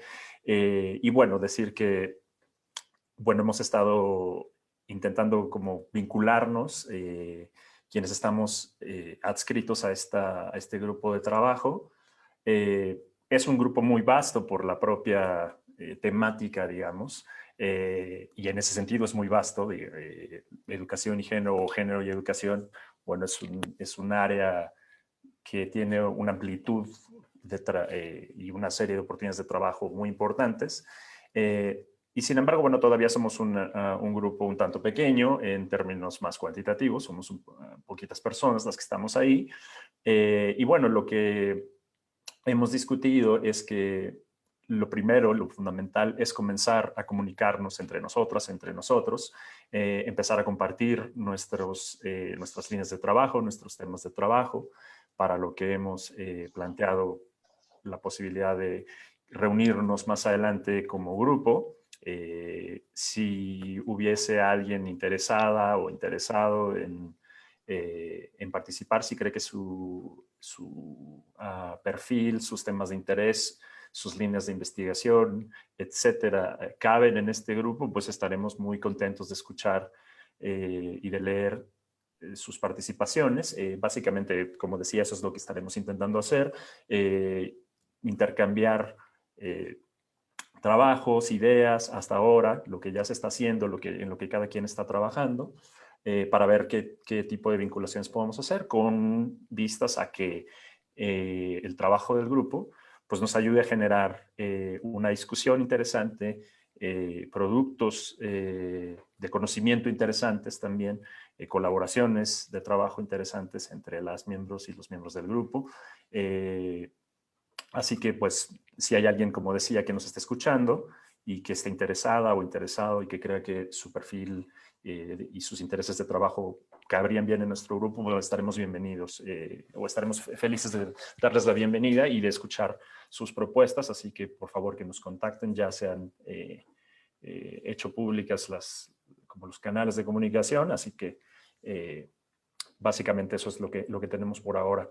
Así que bueno, muchas gracias. Muchas gracias, Ali, por la presentación. Ahora le damos la palabra a Verónica Montes de Bryn Mawr College, que va a hablar sobre su grupo Género y Teoría Feminista. Adelante, Verónica. Sí, buenas tardes a todos, a todes. Un gusto estar aquí. Bueno, pues yo soy una de las coordinadoras, somos 4 coordinadores, Ever Osorio Ruiz, Thomas Corners, Cristian de la Rosa y yo, que estamos coordinando este equipo de trabajo. Y bueno, somos 29 personas que estamos adscritas a este equipo de trabajo. Fue el día de hoy el primer encuentro que tuvimos. Entonces, hoy estuvimos 9 personas, pero hemos estado trabajando en el sentido de enviar, ¿no?, esa convocatoria, la invitación para empezar a pensar, ¿no?, en colectivo sobre lo que tenemos, lo que estamos pensando en cuanto a la misión, en cuanto a los objetivos, en cuanto a las actividades, ¿no? Entonces, recibimos comentarios, entonces fuimos armando un pequeño como rompecabezas y dándole un poco de organización a estas ideas, sugerencias, comentarios, inquietudes, deseos, sueños. Entonces, un poquito la misión, obviamente todo esto está en proceso y bueno, estamos pensando, bueno, que esto lo queremos plantear como un grupo, construir colectivamente un grupo de trabajo que nos lleve a profundizar la teoría, la metodología y la epistemología de los estudios de género y de la teoría feminista, cuyas investigaciones colectivas o individuales planteen conocimiento novedoso y reflexivo para pensar las desigualdades de género y sus distintas manifestaciones. También queremos poniendo, por tanto, la agenda de la investigación feminista en el centro de nuestras prácticas, ya que creemos que es a partir de esta perspectiva que se logra producir efectos epistemológicos transformadores. O sea, esto fueron las ideas que fueron surgiendo, ¿no?, y que fueron compartiéndose en el correo electrónico. Entonces fuimos dándole un poco de forma. Objetivos son muchos. Somos ambiciosos y sabemos que en un momento tendremos que ir aterrizando, ¿no? Pero bueno, creo que ese es un buen inicio, ¿no? Incidir en la realidad social a través de la realización de eventos académicos, publicación de investigaciones, ampliar nuestra comprensión de las jerarquías de género como una área central de la lucha para descolonizar la universidad. Crear un espacio en donde los miembros compartan sus trabajos para recibir comentarios, sugerencias y cualquier otro tipo de apoyo que permita no solo avanzar sus proyectos, sino también que les permita una diseminación más amplia de su trabajo. Y utilizar un lenguaje inclusivo que refleja la epistemología feminista, visibilizar las diversidades epistemológicas feministas producidas desde Latinoamérica, no solo en la propia región, pero sobre todo en los Estados Unidos.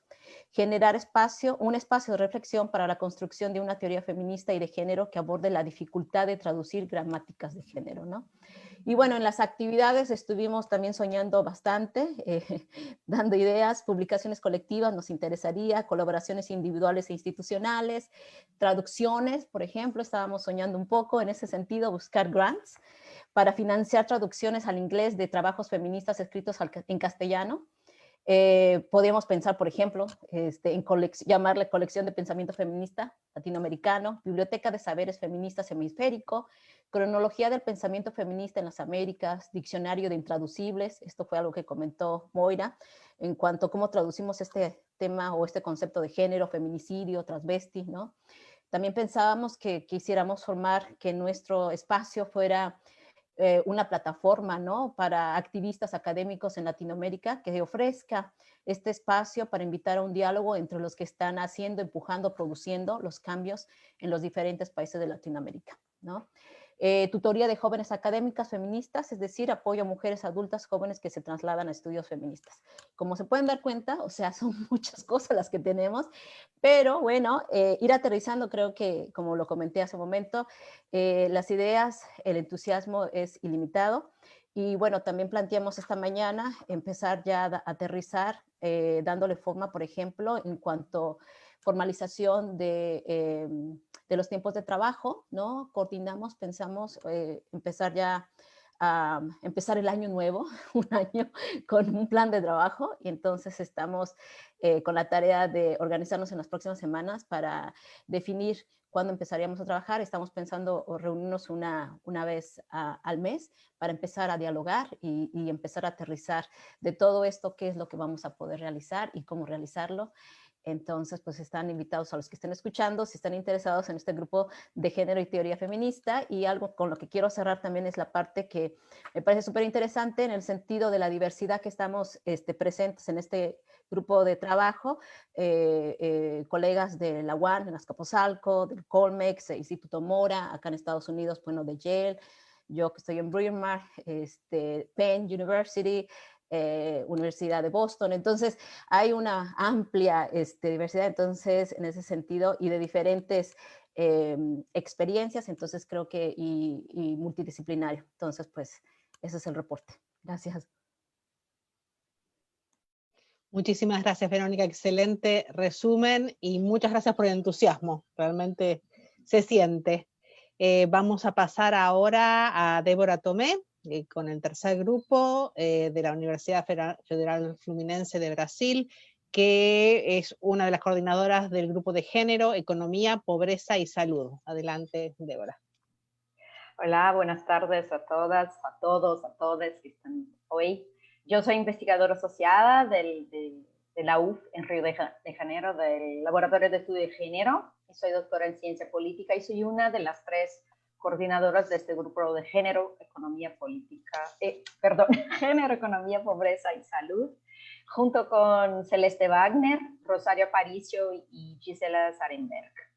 Bueno, hoy nos reunimos, el grupo ya habíamos hecho como una hoja para llenar con informaciones de todas las personas. Somos 19 en el grupo, 17 mujeres y 2 hombres. La mayoría están en universidades, bueno, que llamé latinas, que son mexicanas, y yo en una brasileña, y 8 en universidades estadounidenses como Brown, Pennsylvania State y Yale.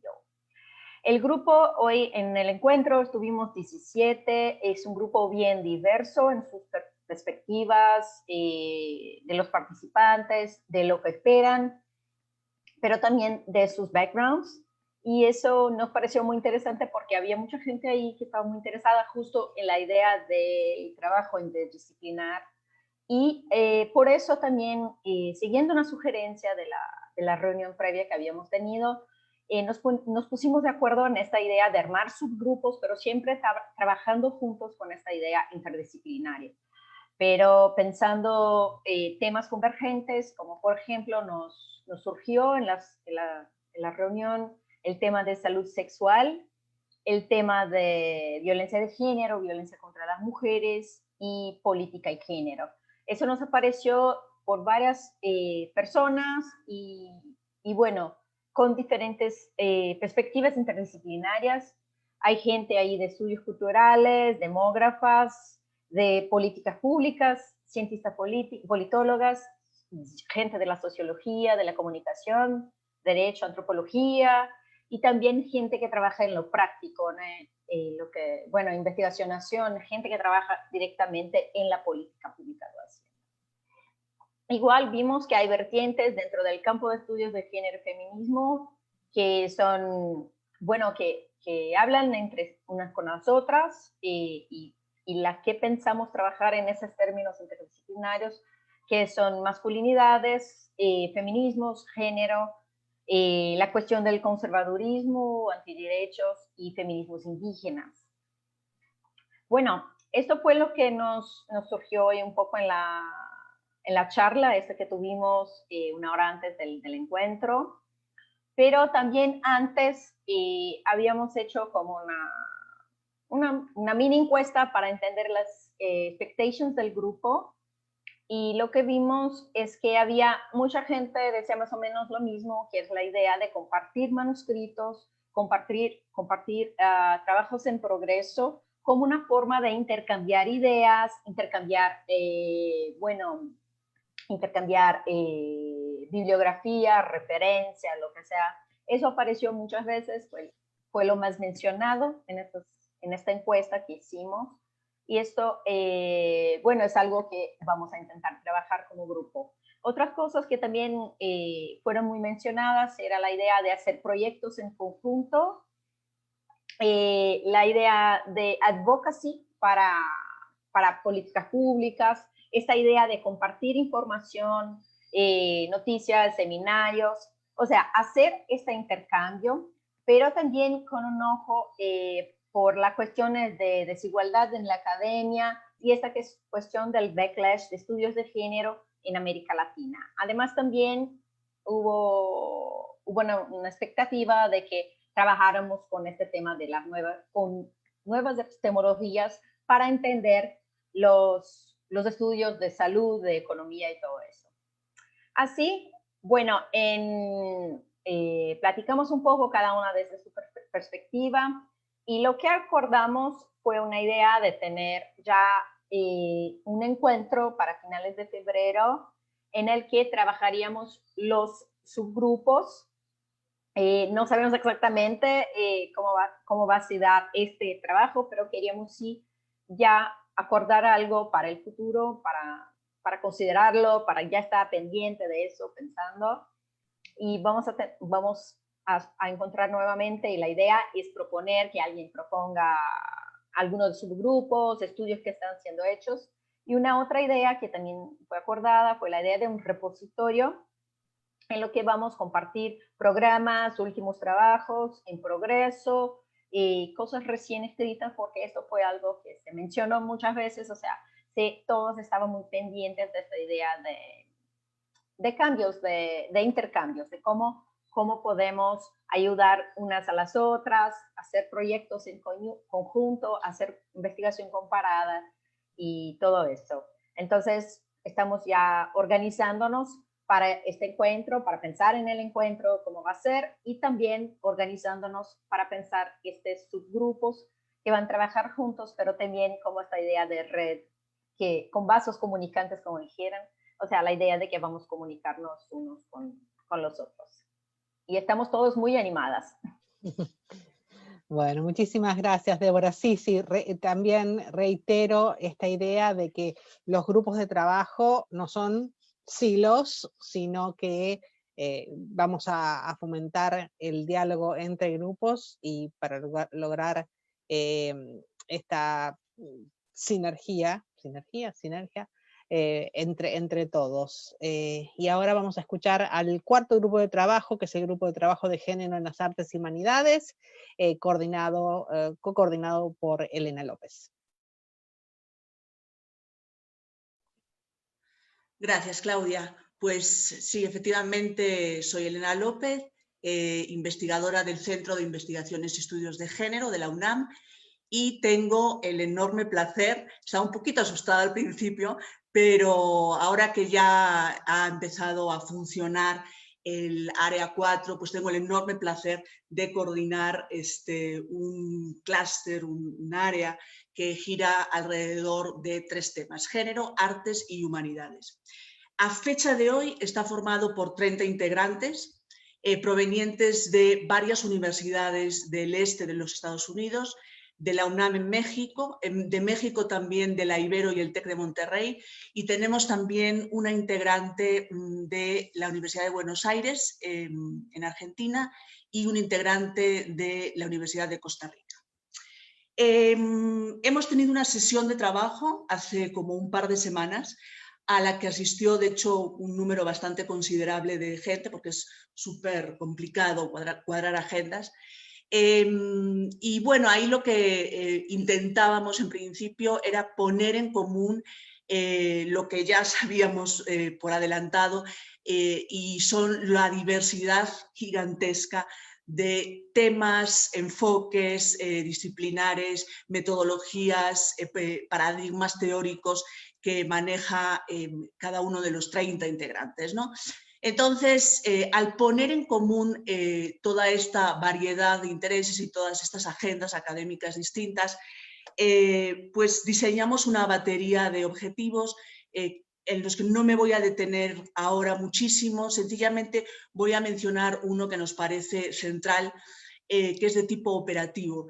Y es que nos interesa mucho en el área articular de una manera como productiva, eficiente, ágil, los intereses de todos y de todas y de todos los integrantes, ¿no? Entonces, ¿cómo conseguir esto? Bueno, estuvimos platicando y habría distintas actividades, productos e idealmente proyectos de investigación. Entonces, bueno, empezamos con algo poco ambicioso, pero que creemos que puede ser muy, muy interesante para ir como entendiendo las posibles colaboraciones, que va a ser un seminario de investigación que vamos a tener cada 6 semanas.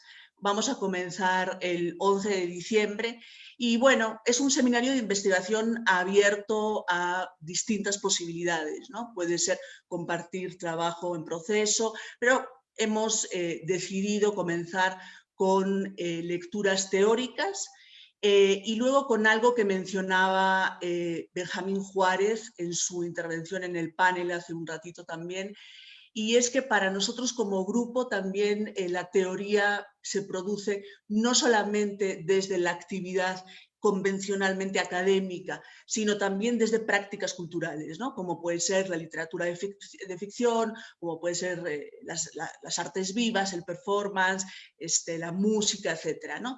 Entonces, pues así vamos a iniciar el 11 de diciembre con este seminario de investigación para el que tenemos programadas ya lecturas. Y me gustaría también mencionar algo importante que se discutió en esta primera sesión que tuvimos ya como área de trabajo, a propuesta de una de las integrantes y que fue muy bien recibida, y es que el área se preste una especial atención al feminismo decolonial. Que en Latinoamérica tiene una producción de conocimiento, también lo decía antes Benjamín, muy potente y que por razones pues, de tipo de circulación geopolítica del conocimiento pues, y de los saberes, pues quizás no se establecen, por retomar la metáfora que parece que está guiando a la red, no se establecen los vasos comunicantes a veces como pertinentes, ¿no? Entonces nos va a interesar mucho centrarnos en el feminismo decolonial. ¿Cómo hacerlo? Algo obvio va a ser leer a pensadoras feministas decoloniales que trabajan desde Latinoamérica, que también hay que decir que han tendido puentes con algunas colegas muy interesantes que trabajan en determinadas instituciones de educación superior en los Estados Unidos.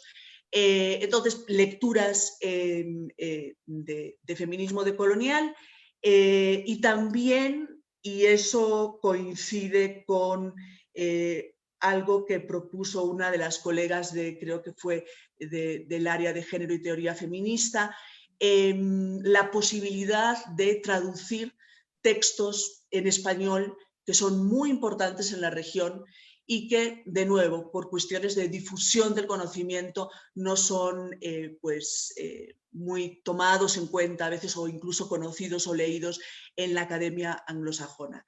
Y nada, y agradecerle mucho al comité ejecutivo el trabajo en todas estas semanas, excelente, y agradecerle también mucho a todas, todos los integrantes de la red el entusiasmo y la motivación. Gracias. Muchísimas gracias, Elena. Sí, mucho por hacer, realmente. Y ahora pasamos al quinto y último grupo de trabajo, que está coordinado por Lucía Sicha, del CIEG también. Este último grupo de trabajo es sobre género, ciencia, tecnología e innovación. Gracias, Lucía. Gracias, Claudia. Sí, bueno, me presento de vuelta también. Soy Lucía Sicha, como decía Claudia, formo parte también del Centro de Investigaciones y Estudios de Género.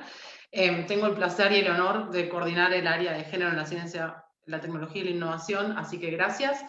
En principio les contamos que somos un grupo de 10 personas. Es un grupo súper interdisciplinar. Provenimos de universidades de Estados Unidos, de Chile y de México. en áreas que tienen que ver con la matemática y las ingenierías, también en sociología, antropología, o sea que es muy interdisciplinar, lo cual nos entusiasma un montón. Detectamos a grandes rasgos 2 líneas de trabajo, pero no por ello paralelas, sino que se intersectan, como vamos a ver después. Una de ellas tiene que ver con la baja representación en las áreas de STEM, que son disciplinas tales como las ingenierías, las matemáticas, la ciencia y la tecnología. Acá hay una perspectiva de género orientada a detectar cuáles son las barreras estructurales que impiden que las mujeres ingresen a estas áreas, y eso va a implicar analizar cómo socializamos desde las infancias, en las matrículas universitarias, hasta la toma de decisiones, ¿no? Los puestos que implican toma de decisiones. Acá también hablamos un poco de los requisitos de masculinización simbólica, también para acceder a cierto tipo de puestos, y cómo eso afecta la experiencia de las mujeres. También hablamos de la conexión que existe entre las desigualdades de género relativa a la esfera académica profesional y las desigualdades económicas, que también interpretamos como generizadas, ¿no? O sea, identificamos como generizadas. Esta sería una primera línea, a grandes rasgos. La segunda línea tiene que ver con una perspectiva de género orientada a ver cómo la cultura androcéntrica impacta sobre los cuerpos. Y acá nos centramos en cuerpo y salud, cuerpo e identidad, cuerpo y reproducción, cuerpo y afectos, cuerpo y sexualidad, cuerpo y división sexual de trabajo, cuerpo y expresión biológica. Entonces, queremos también analizar cómo producimos subjetividades que implican una lectura jerárquica y binaria de los cuerpos. Y en este punto es donde encontramos una intersección súper rica, y quiero decirlo porque en realidad me parece vanguardista, porque no suele haber una conexión entre estas 2 líneas de trabajo que antes describí, porque parecen paralelas, pero la intersección que encontramos es en esta lectura de los cuerpos jerárquica y binaria, y que implica ver cómo la experiencia de las mujeres en áreas masculinizadas afectan su cuerpo. Entonces, estamos hablando de un cuerpo situado, y por supuesto que siendo una red interdisciplinar propia de América Latina, nos interesa ver la situacionalidad con una perspectiva de género situada en América Latina, y acá tiene una transversalidad el área, que es tejer puentes colaborativos entre las líneas de trabajo y también entre las áreas, porque detectamos que estas líneas que planteamos tienen mucha conexión con las 4 áreas restantes que recién describieron mis compañeras y compañeros. Hoy estamos formándonos a una apertura para esperar gente que se sume, y también para plantear que son trayectorias completamente en construcción y que esperamos que se enriquezcan, y no planteamos todavía ninguna metodología concreta de trabajo, aunque sí, bueno, hoy por la mañana también surgió una propuesta de poder nuestros textos compartirlos con las compañeras y compañeros del área y tener un aporte interdisciplinar, una crítica interdisciplinar a nuestro trabajo. Eso es muy rico, y sobre todo es muy rico porque es algo que en general parece que está fracturado por esta lectura dicotómica incluso de las disciplinas científicas. Lo que queremos es una interseccionalidad en el contenido de las líneas de trabajo y también desde las formas que interpretamos las disciplinas científicas. Así que estamos muy abiertas y abiertos al diálogo, y esperamos conocer más gente que quiera sumarse también al área con nuevas ideas. Bueno, pues muchísimas gracias a todos y a todas, a los 234 participantes de ahora, más los que están mirando el Facebook en vivo. Ahí realmente tenemos en la audiencia representantes de Guatemala, de Ecuador, de Argentina, de Chile, de Canadá, de Estados Unidos y de México, así que felices de tener este alcance. Ahora vamos a hacer un corte de 1 hora y media, así que a los y las miembros de la audiencia les pido que vuelvan dentro de una hora y media para la charla de la doctora Bouquet. Bueno, y si y los que están ahora en la pantalla les pido que prendan sus videos, así podemos hacer una captura de pantalla para que nos quede un recuerdo. Pónganse lindos y lindas. Pero no sé quién está haciendo la captura, por las dudas la hago yo.